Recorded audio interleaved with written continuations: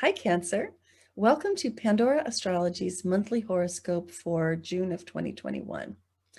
Well, you're in your yearly mop-up period already as the month begins, and that's the last 30 days before your birthday. And as that comes on, there starts to be this feeling of like the need to close out the themes of your previous year and the need to initialize your coming year in the best way possible. And a great way to do that and learn about your next year is to get a birthday reading. You can find a link for it in the YouTube description below. Well, the main news of this month is that we have two retrogrades going on right now. One of them is Mercury and the other one is Juno. Juno is here, Mercury is there, and they're even getting into a bit of a kerfuffle with each other. We're going to tell you a lot about that, but before we do, or what we're going to start with is Mercury. Julia, you want to take it away? Sure do, Jamie. Hey there, Cancer. So Mercury represents our communication as well as our mentation, what we think about as well as how we speak. And it starts the month off retrograde in the sign of Gemini, which means this falls in your 12th house. Now, the 12th house might not be the easiest place to deal with. It's known traditionally as the house of self-undoing. So when it comes to Mercury, in this house, especially retrograde, if during this cycle you kind of speak any mistruths to people, including errors in our omission, or just kind of not maybe misrepresenting yourself or mischaracterizing communications, then you very well might have to redo it. You very well might not get away with it and have to kind of rethink and redo what you miscommunicated about. So just be on the lookout for that. But by June 22nd, Mercury is going to start going direct, which means that we're going to be coming out of this cycle slowly but surely, and these matters shall move a lot more smoothly. Then Mars, the planet of action and activity, starts the month in Cancer, which is your home sign. It's your first house. So you're really going to be embodying that Mars energy for the first week and a half of the month, which means that you're going to be very assertive, very willing to kind of stand up for yourself, not let others run roughshod over you, though you might be the one running roughshod over them. So learn to take a chill pill. Then by June 11th, Mars is going to move into your second house. This is the house of money. This is also the house of values. And Mars is kind of an impatient and impulsive planet. So you might be a little bit more impulsive with your money this month. You might be wanting to kind of spend it really fast, which is fine. Just make sure you have a good return policy because, with Mars in this house, you might have some buyer's remorse over things too. And since this is the house of values, Mars is also a feisty planet, you might find yourself having to kind of stand up for your values, whether they're political, whether they're religious or family, and you might run into conflict regarding those as well.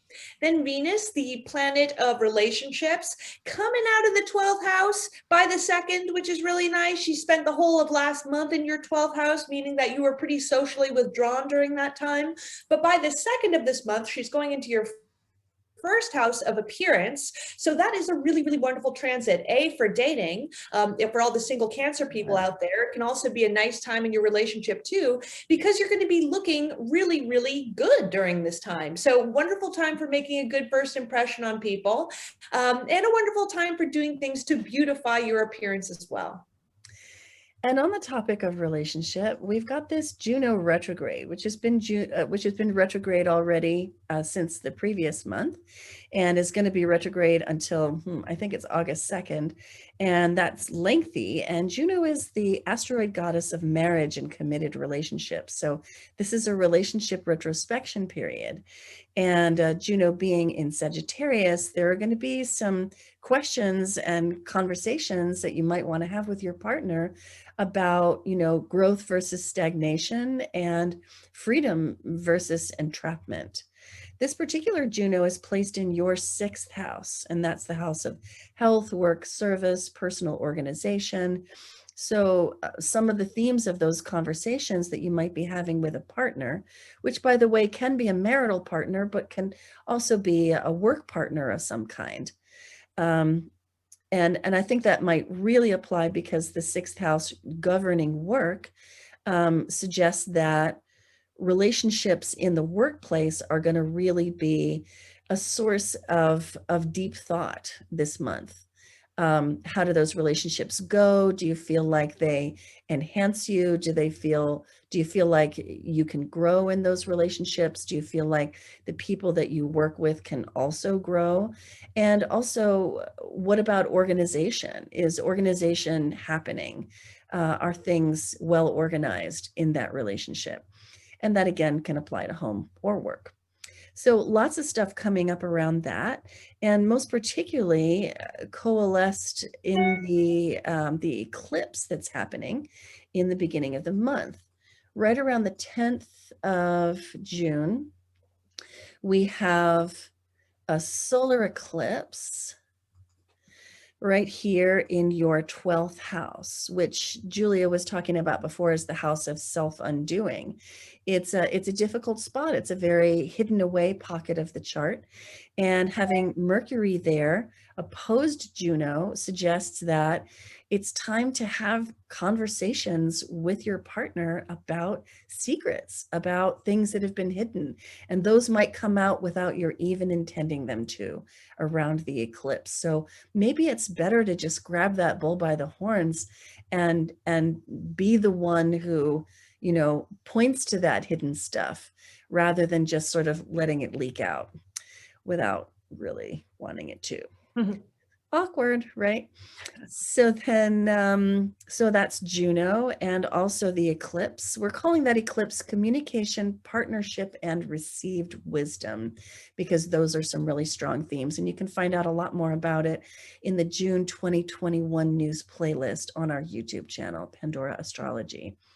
Another moon is happening as the month comes to a close, and that is on the 24th. We have a full moon in Capricorn, and that's your 7th house, Cancer. That's your domain of relationship.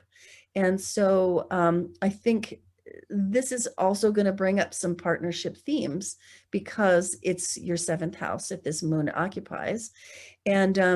And some of these themes are going to be about finding a balance between inner world and outer world, between home life and career, between being soft and being strong. And especially if you reserve all the ability to be soft and nurturing for yourself, and you project onto your partner the strength, the providing, going out into the outer world and slaying that bison and bringing it home, then you might find that this moon is challenging, and that your partner might push back against you in ways that may seem rather brittle. So there may have to be some renegotiation that goes on under that moon as well. Well, that's all we have for you today. Thanks for watching. We hope you enjoyed it. We certainly enjoy making these videos for you.